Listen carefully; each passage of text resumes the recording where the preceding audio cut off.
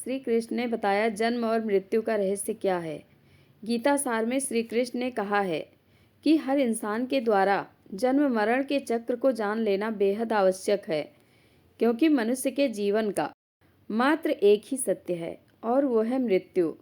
जिस मनुष्य ने इस दुनिया में जन्म लिया है उसे एक दिन इस संसार को छोड़कर जाना ही है और यही इस दुनिया का अटल सत्य है।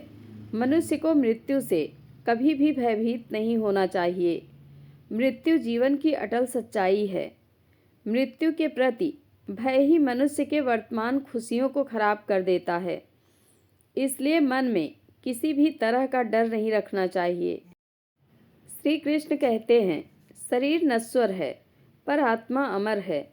यह तथ्य जानने पर भी व्यक्ति अपने इस नश्वर शरीर पर घमंड करता है, जो कि बेकार है। शरीर पर घमंड करने के बजाय मनुष्य को सत्य स्वीकार करना चाहिए। गीता में श्री कृष्ण कहते हैं कि जीवन के सच्चे साथी दो ही हैं, एक अपना किया हुआ कर्म और दूसरा परमात्मा। शेष तो सब यहीं मिले हैं और यहीं बिछड़ जाएंगे। श्री कृष्ण कहते हैं कि हमेशा सही के साथ खड़े रहो, भले अकेले ही क्यों ना खड़ा होना पड़े। गीता में लिखा है कि अपने बीते हुए कल को त्याग देना चाहिए, क्योंकि उसका प्रभाव आने वाले कल को दूषित करता है।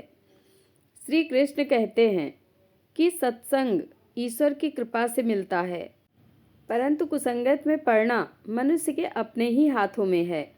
लोभ और ममता अर्थात किसी से अधिक लगाव पाप के माता पिता हैं, साथ ही लोभ पाप का बाप है। श्री कृष्ण कहते हैं कि स्त्री का धर्म है कि रोज तुलसी और पार्वती का पूजन करे।